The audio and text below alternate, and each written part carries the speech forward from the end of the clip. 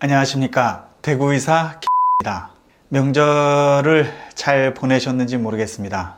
명절이 그렇게 반갑지는 않았을 거라고 생각이 듭니다. 하지만 가족들이 가장 큰 힘이 됩니다. 물론 잘 모르시고 생각이 다르고 또 한마디씩 하시는 게 스트레스 받을 수 있지만 가족보다 더 도움이 되는 사람은 없습니다. 최근에 유기산 검사 설명드리면서 시작을 했는데 끝을 봐야 된다는 스트레스 때문에 되게 힘들었습니다. 여러분들한테 이야기를 해드리는 게 과연 옳은가서부터 생각해서 또 내가 이야기하고 있는 게 과연 옳을까? 그러다 보니 자료도 2번, 3번 확인하게 되고요. 시간이 너무 많이 잡아먹고 머릿속에서는 계속 어떻게 이야기해야 할까 많은 고민을 하게 돼서 개인적으로는 많이 지쳤습니다. 그래서 조금 쉴 수밖에 없었고요. 또 제 영상을 기다리시는 분들은 애가 탔을 텐데 그 마음 모르는 거 아닙니다. 하지만 제가 너무 힘들어서 잠깐 쉬었습니다. 다시 이제 이야기를 해드릴 거고 그동안 질문 받은 것들을 설명을 좀 해드릴까 하고 있습니다. 영양제는 무엇을 얼마나 먹여야 되느냐라는 질문이 제일 많은데요. 이거를 말씀드리기가 되게 어렵습니다. 영양제에 대해서 이렇다 저렇다 이야기하시는 분들이 워낙 많아서 할아버지 박사님도 얘기하고 젊은 박사님도 얘기하고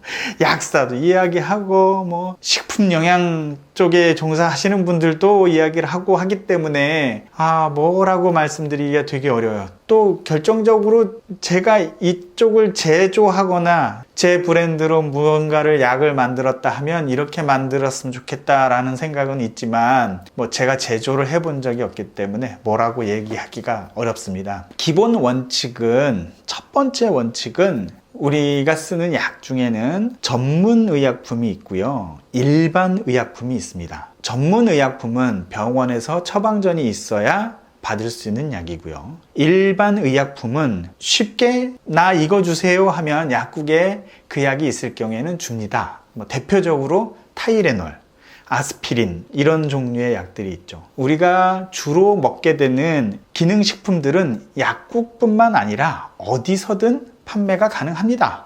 인터넷으로도 살 수가 있고요. 그러다 보니 건강기능식품이라고 하는 거는 제도권 밖에 있는 보충제인 거죠. 의약품이라고 하기도 뭐하고. 자, 전문 의약품은 굉장히 까다롭습니다. 허가 내주기도 힘들고요.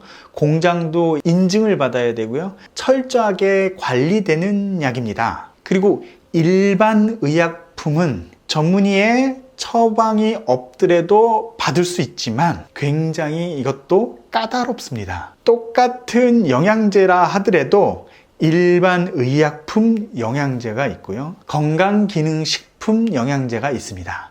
둘은 똑같지만 하나는 아주 제도권 안에 있는 거고요, 하나는 제도권 밖에 있는 겁니다. 그렇다면 우리가 먹는 영양제는 이왕이면 일반 의약품인 약을 먹는 게 좀 더 안전한 시스템 안에 있는 약이기 때문에 이쪽을 먹는 게 좋습니다. 대표적으로는 비타민 B군 영양제라든지 비타민 E, 비타민 C도 물론 있을 겁니다. 될 수 있으면 일반 의약품에 있는 약을 먹는 게 더 좋다. 하지만 우리는 굉장히 다양한 보충제를 먹습니다. B만 해도 종류가 다양하고요.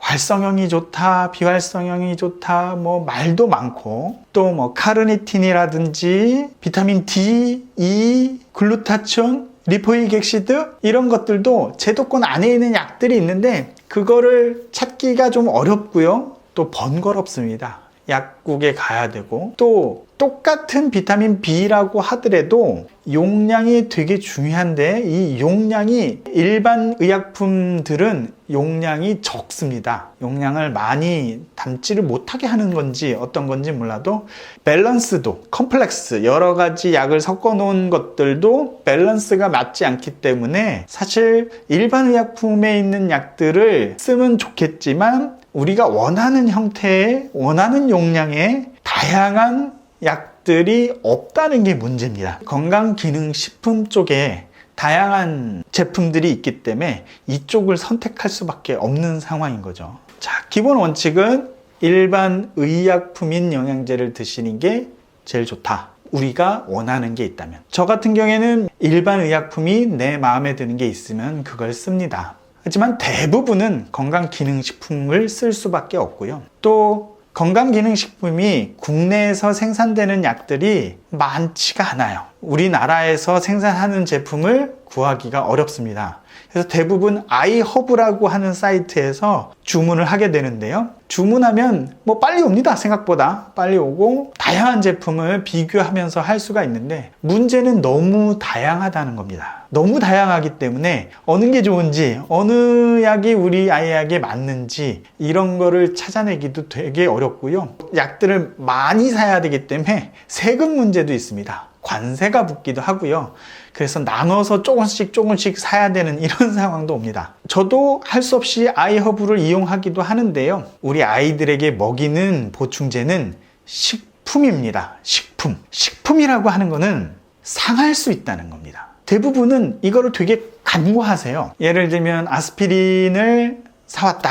포장이 진공 포장으로 개별 포장이 되어 있습니다. 그죠? 개별 포장이 하나 다 되어 있기 때문에 웬만하면 변질이 되지 않습니다. 그리고 그 약 성분에는 변질을 막는 성분도 들어있고, 그리고 약은 대부분은 칼로리가 없는 화학약품입니다. 그렇기 때문에 변질이 잘 안 돼요. 우리가 우리 아이들에게 먹이는 건강기능식품은 식품입니다. 변질이 매우 잘 됩니다. 일부 제품들은 칼로리가 있습니다. 캡슐 안에 건강기능식품을 집어넣고 캡슐로 포장을 하고 이거를 벌크로 제작을 하죠. 또 아예 파우더 형태로 제작을 하는 경우도 있습니다. 싸게 대량으로 사기 위해서는 파우더 형태로 이제 벌크로 이렇게 하게 되는데, 기본 원칙은 상할 수 있으니 우리나라 내에서 생산되는 제품을 먼저 고르는 게 좋습니다. 일단 비행기를 태워서 오는 식품은 생각해 보십시오. 온도와 습도가 제대로 관리를 하지를 못할 거고요. 배달 과정에서도 영향을 받을 것입니다. 또 시간차도 있고요. 우리나라에서 생산하는 거는 아무래도 그런 것들이 덜하겠죠. 식품이다 보니 이 식품이 변질되지 않게 하기 위한 화학 제품을 첨가할 수밖에 없습니다. 물론 그 양은 되게 미미합니다. 이런 거 신경 안 쓰셔도 됩니다. 화학 물질, 실리카? 이런 것들도 집어넣기도 하고요. 식품을 변질시키지 않기 위해서 넣는 이러한 첨가제들은 양이 미미하기 때문에 기본적으로 무시하는 게 좋습니다. 경우에 따라서는 이런 화학 제품이 몸에 안 좋다라고 광고하면서 우리는 식물성 원료를 쓴다, 이렇게 광고하는 경우도 있습니다. 쌀가루를 넣는다든지 콩가루? 우리가 원하는 비타민 B인데 B 안에 쌀가루가 들어있어요. 우리 아이들은 지금 탄수화물을 안 먹이고 있는데 왜 쌀가루가 들어있어? 나 이거는 안 살 거야. 이렇게 생각할 필요가 없다는 겁니다. 워낙 미미한 양이 들어있고 쌀가루는 아마 습도를 조절하기 위해서 섞지 않나, 그런 생각이 듭니다. 첨가제. 아이허브는 특히 GMO 프리, 글루텐, 카제인 프리, 소이 프리, 별의별 프리가 많더라고요.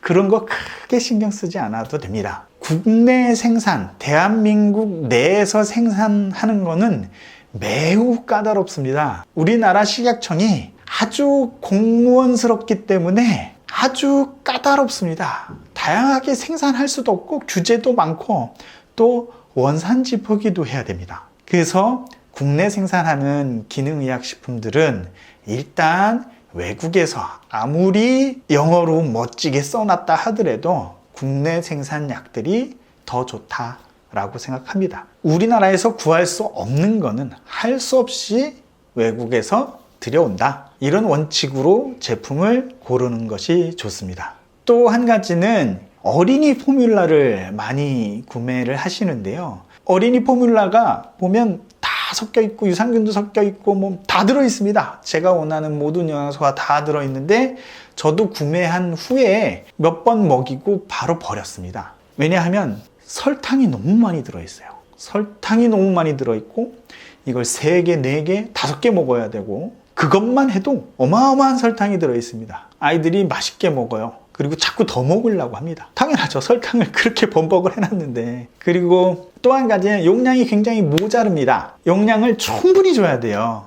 제가 얘기했죠. 식품이라고. 건강기능식품이기 때문에 음식을 많이 먹는다고 죽는 사람은 없습니다. 충분한 용량을 줘야 되는데 어린이 포뮬라는 그렇게 충분한 양이 들어있지 않고 또 한 가지는 설탕이 범벅이 돼 있고 어른들이 사용하는 약으로 투여하는 게 맞다고 생각합니다. 자, 정리하자면 첫째, 일반 의약품을 사는 게 가장 좋다. 할 수 없이 건강기능식품을 사야 되는데 국내에서 생산되는 제품을 사는 게 좋다. 국내가 매우 까다롭다. 외국보다 훨씬 더 까다롭기 때문에 더 좋게 만들 수밖에 없습니다. 여기서 못 구하는 거를 아이허브나 이런 데서 구매하시는 게 맞다. 그리고 건강기능식품도 국내에서 생산되는 것들 중에 병원에만 납품이 되는 건강기능식품들이 있습니다. 그러니까 일반적으로 판매를 안 하고 병원에서만 판매를 하도록 하는 제품군들이 있습니다. 의사를 한 번 더 속이고 대중을 속여야 되기 때문에 더 까다롭겠죠. 그래서 병원에서 판매를 하고 있는 약들이 좀 더 괜찮다. 화장품도 마찬가지입니다. 화장품도 병원에서만 판매하는 화장품들이 있습니다. 그런 것들이 훨씬 더 트러블이나 문제가 생기는 경우가 거의 없습니다. 병원에서 판매하는 건강기능식품은 의사를 먼저 한번 속여야 되고요. 그 다음에 대중을 속여야 되기 때문에 약 갖고 사기를 치기가 힘듭니다. 그렇기 때문에 웬만하면 전문가의 도움을 받는 게 낫습니다. 나는 글루텐 프리, 카제인 프리, 소이 프리, 무슨 프리, 미국 어소시에이션에서 인증받은 어떤 거, 이렇게 고르시는 것보다는 이런 영양제에 대해서 잘 알고 계신 분들한테 도움을 요청하는 게 맞다고 생각합니다. 제가 이런 말을 하기가 굉장히 어렵습니다. 왜 어렵냐면 다들 이러면 약 판다 이렇게 생각해요. 그렇기 때문에 함부로 말씀드리기가 되게 어렵습니다. 또 한 가지 원칙은 건강기능식품 먹는 약하고 또 주사제하고는 천지차이입니다. 아예 게임이 안 됩니다. 그러니까 주사제를 치료를 해야 돼요. 주사제를 치료를 해야 되는데 이 주사제도 딱히 정해진 게 없기 때문에 이 주사제를 많이 투여해 본 경험이 있는 선생님들을 찾아가는 게 훨씬 좋습니다. 특히 아이들한테 주는 주사제는 매우 신중하게 선택을 해야 되고요. 저 같은 경우는 조금씩 또 제 몸에도 다 실험해보고 용량이라든지 포뮬라를 사실은 다 맞췄습니다. 생체 실험을 통해서 다 맞췄습니다. 제 팔에는 수없이 많은 종류의 수액을 맞고요. 또 이 수액의 부작용을 줄일 수 있는 방법들을 찾아서 포뮬라를 만들었습니다. 이런 것들을 한 개인이 하기가 힘들어요. 의사도 하기가 굉장히 힘든 거예요. 또 이렇게 노력하지를 않습니다. 그런 노력 자체를 할 이유가 없습니다. 저는 당장 우리 아이를 치료해야 되기 때문에 여러 번 찌르기도 힘들고 너무 자주 찌르기도 힘들고 아이들의 혈관을 잡는 거는 굉장히 어렵거든요. 그러니까 될 수 있으면 한 번 맞을 때, 한 번 검사할 때 효과적인 치료를 하기 위해서 포뮬라를 개발할 수밖에 없었던 거고요. 그런 치료를 병행을 해줘야 됩니다. 영양제 이야기는 더 이상 이렇다 저렇다 말씀드리기가 어렵고요. 너무나 많은 사람들이 이야기를 하기 때문에 제가 함부로 말씀드리기는 어렵고 앞에 말씀드렸던 기본 원칙을 지키시면 될 것 같습니다. 오늘은 5R 5R이 뭐냐? 5단계의 치료를 이야기하는데요. Remove, Replacement, Reinoculate, Repair, Rebalance 요 5가지의 치료 과정의 R자를 따서 5R이라고 합니다. 주로 리키것 신드롬의 치료 방법입니다. 처음에 저도 이 5R이라는 걸 접했을 때 어떻게 치료해야 되지? 굉장히 고민이 많았습니다. 보충제 중에 이 5R의 단계에 맞게 약이 딱딱딱딱 나와 있는 약들도 있습니다. 그래서 저도 그런 것들을 시도를 해봤는데요. 결론부터 얘기하자면 성과가 좋지는 않았습니다. 또 이 파이바를 위해서 각 단계에 맞는 포뮬러들도 굉장히 많습니다. 이런 것들도 시도를 해봤을 때 별로 효과를 보지를 못했습니다. 처음에는 이게 그냥 하는 얘기구나 이런 생각을 했어요. 뭐 말하기 좋잖아요. 파이브 멋있어 보이고요. 그런가 보다 라고 했을 때, 혹시나 이거를 많이 해보신 분들은 어떨까? 그래서 쫓아다니면서 많이 물어봤습니다.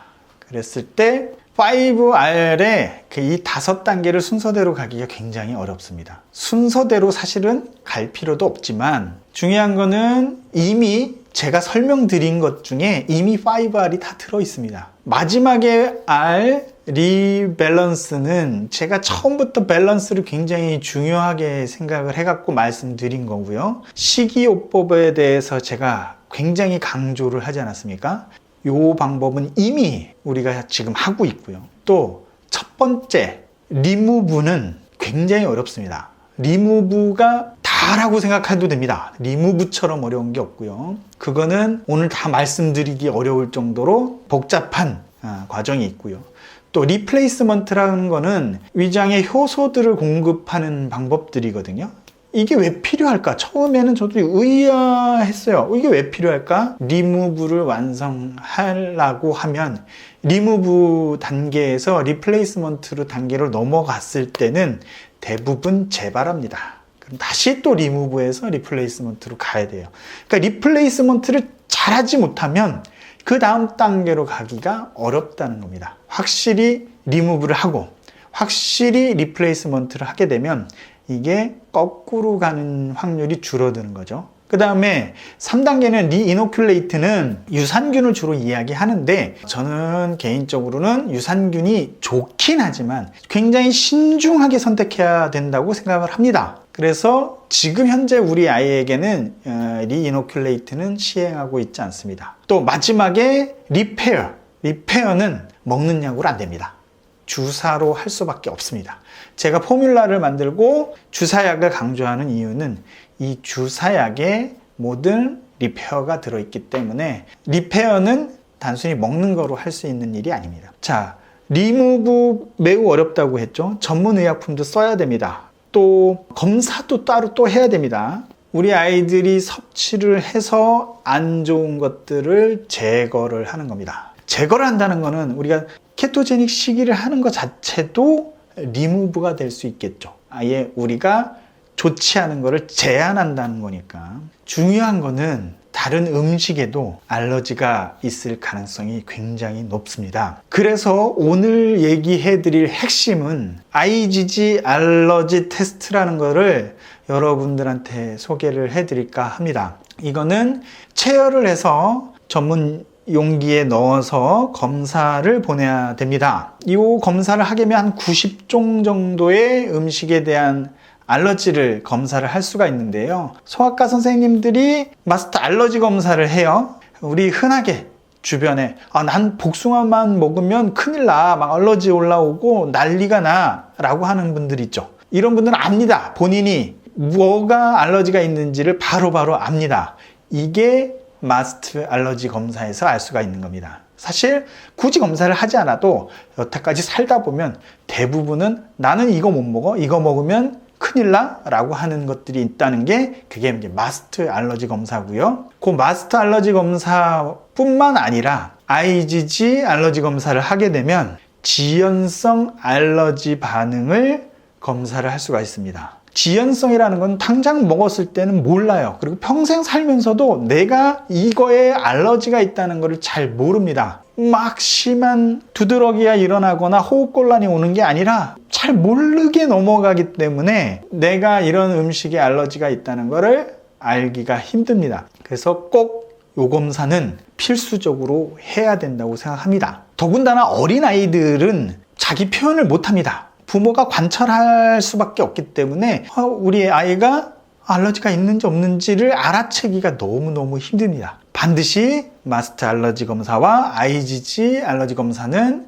반드시 시행하고 제한을 해야 되는 음식들이 나올 겁니다. 이거를 제한하는 게 리무브의 시작인 거죠. IgG 알러지 검사는 이야기가 굉장히 많습니다. 이게 뭐 소용없다. 병원에 가도 몰라요. 이런 검사가 있는지조차도 모르고요. 저희 병원이나 뭐 기능의학병원에서는 많이 시행되는 거로 알고 있는데요. 다양한 곳에서 또 다양한 회사가 하고 있는 거를 발견을 했어요. 이게 체열을 해서 검사를 해야 되는데 어떻게 일반 센터에서 이런 검사를 하는지 전 잘 이해가 안 가더라고요. 제가 본업이 성형외과를 하고 있기 때문에 여기 주로 수술을 받는 분들이 많아서 조용한 상태를 유지해 줘야 됩니다. 편안하게 수술 받고 쉴 수 있도록 해줘야 되는데 제가 일부러 우리 아들 때문에 매주 수요일 오후는 성형수술 환자를 받질 않고 저희 아들을 치료를 합니다. 또 최근에 영상을 보시고 저희 병원에 찾아오셔서 치료를 같이 하시는 분들도 있거든요. 그런 분들이 이제 매주 수요일마다 이제 찾아오시는데 맨 처음에 이제 검사했던 거를 이제 한 보따리 이렇게 싸들고 오세요. 보면 굉장히 심각한 알러지 상태인 경우가 많아요. 아닌 경우도 있고요. 그러면 도대체 이 아이는 뭘 먹여야 되나 이런 고민이 되는 경우도 굉장히 많고요. 그리고 제가 하는 검사가 아닌 다른 회사에서 검사를 하는 거를 많이 갖고 오시더라고요. 봤을 때 너무 심각해갖고 이 아이는 어떻게 치료를 해야 되지? 라고 고민을 되게 많이 했어요. 그래서 제가 그랬습니다. 한 번만 더 검사해보자. 제가 하는 검사가 있으니 그거를 검사를 해보자. 전혀 다르게 나오더라고요. 그러니까 이제 이 검사가 과연 신뢰도가 있는가라는 생각이 드는 거예요. 그래서 우리 아들 같은 경우에는 검사를 하고요. 또 검사했습니다. 검사를 하고 또 검사를 했을 때 둘이 같은 결과가 나와야 돼요. 둘이 거의 비슷한 결과가 나오더라고요. 이거에 연속성이 있구나. 그러니까 어느 정도 믿음이 갈 수 있겠구나. 그러면 아무나 검사를 하면 다 이렇게 나오는 게 아닐까? 그래서 다 검사했습니다. 우리 식구들 다 검사했습니다. 아주 믿을 만한 검사 결과가 나오는 거예요. 제가 최근에 굉장히 맛있는 땅콩 과자를 발견했어요. 그래서 땅콩하고 맥주하고 이렇게 이제 먹는 거를 좋아해서 거의 뭐 하루에 한 봉지씩만 먹었던 것 같아요. 그런데 몸이 굉장히 안 좋아지는 거예요. 막 두드러기도 나고 그런가 보다라고 했어요. 뭐 혹시 케토레시일까? 뭐 이런 생각까지도 했었는데 그래서 검사를 해봤더니 저는 땅콩에 굉장히 알러지가 있더라고요. 그래서 그것 때문이구나 이렇게 알 수가 있었습니다. 다양한 검사소에서 다양한 방법으로 IgG 알러지 검사를 하는 모양인데 체열을 해야 되기 때문에 이건 병원에서 해야 되는 게 맞는 것 같고요. 체열을 했다 하더라도 잘 관리를 해야 됩니다. 이게 병원 내에서 검사하는 게 아니라 어디에 보내야 돼요.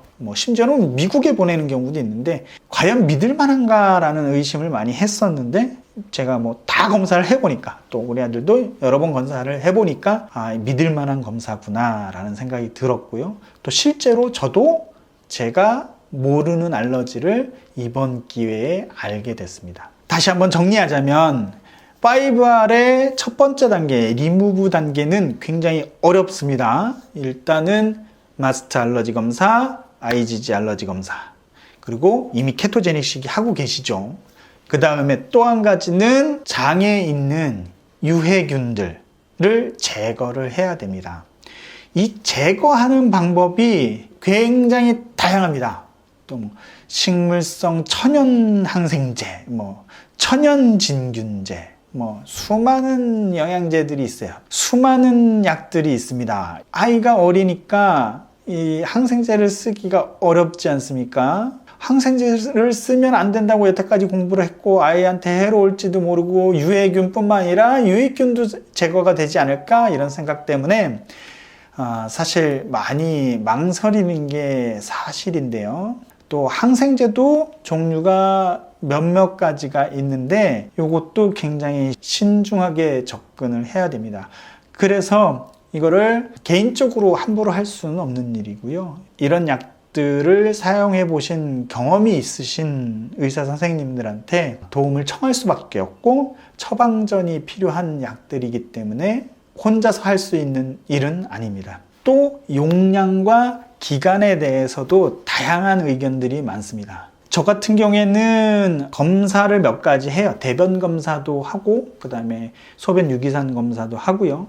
또 혹시나 다른 곳에 무리가 가지 않을까 때문에 혈액 검사도 진행을 하면서 모니터링 하면서 약을 씁니다. 그리고 아이의 상태를 봐가면서 어느 정도 쓸 건지를 판단하고 또 약을 끊고 다음 단계인 리플레이스먼트, 효소를 신경 써서 먹이고 있습니다. 이 효소는 다행히 괜찮은 효소 제품들을 발견을 했어요. 쉽게 구할 수 있는 약들도 효과가 있는지는 사실은 잘 모릅니다. 하지만 제가 병원내에서 쓰는 것 중에 가장 좋아하는 아이템이거든요. 효소를 굉장히 열심히 먹여야 됩니다. 효소를 이렇게 열심히 먹였다 하더라도 재발하는 경우가 많습니다. 그러면 다시 처음부터 다시 하면 됩니다. 재발했다고 해서 실망할 필요 없습니다. 오히려 첫 번째 사이클보다 두 번째 사이클이 오히려 좋을 수도 있고요. 더 좋은 효과를 볼 수도 있습니다. 이거는 아이의 상태를 봐가면서 판단을 하게 되는데요. 이 개념은 제가 다음에 설명을 해드리겠습니다. 리무브 또 리플레이스먼트에 대해서 이야기를 했고요. 또 이 리이노큘레이트는 우리가 하지 않을 거기 때문에 건너가고요. 리페어는 주사로 할 수밖에 없습니다. 포뮬라를 이용해서 주사를 할 수밖에 없고, 리밸런스는 이미 우리는 최선을 다해서 아이의 생활 습관을 만들어주고 있습니다. 여러분들이 보내는 센터, 아동발달센터라든지 아니면 산책을 다닌다든지 등산을 다닌다든지 또 아이들하고 잘 놀아준다든지 하는 게 이미 리밸런스입니다. 그 리밸런스도 제가 경험한 좋은 방법들이 있으니 그것도 다음 시간에 설명을 해드리도록 하겠습니다. 정리하자면 첫 번째, 리무브는 우리가 IgG4 알러지 검사, 마스트 알러지 검사를 통해서 우리가 제한해야 되는 음식들을 제한하고요. 여러 이야기가 많지만 생각보다 매우 믿음직스러운 검사이니 단 병원에서 직접 체열을 한 그런 검사만 유용할 거라고 생각이 들고요. 장내 유해균을 효과적으로 제균할 수 있는 방법들이 있습니다. 이러한 항생제들을 사용함으로써 안전하고 효과적인 제균 방법들이 있으니 이거는 어차피 5R을 하는 선생님들은 아마 웬만하면 하시지 않을까 생각이 듭니다. 꼭 전문가에게 맡기셔야 되고요. 효소제도 무시할 게 아닙니다. 영양제만 생각할 게 아니라 효소제도 매우 중요하다는 걸 기억하시고요. 리페어는 정말 이거는 진짜 전문가에게 맡기시는 게 좋을 것 같고요. 아까 설명했던 리무브, 리플레이스먼트 단계에서 재발이 잘 될 것이다. 하지만 그게 나쁜 것만은 아니다. 오히려 좋은 효과를 볼 수가 있다. 오늘은 여기까지 공부하고 다음 시간에 또 공부하도록 하겠습니다. 이야, 오, 요 후진도 돼. 우리 아들 후진도 돼. 이야. 아이 잘한다 우리 아들. 어머, 붕했어? 뛰어. 아이 잘한다. 아이 잘 뛴다. 아이 잘 뛴다 우리 아들. 에이, 뛰어. 아이 잘한다. 아이 잘 뛴다. 아이고 우리 아들 잘 뛴다. 야 이거 겨울에 만들었는데 여름 다 지나서 이제 잘 뛴다 야. 에?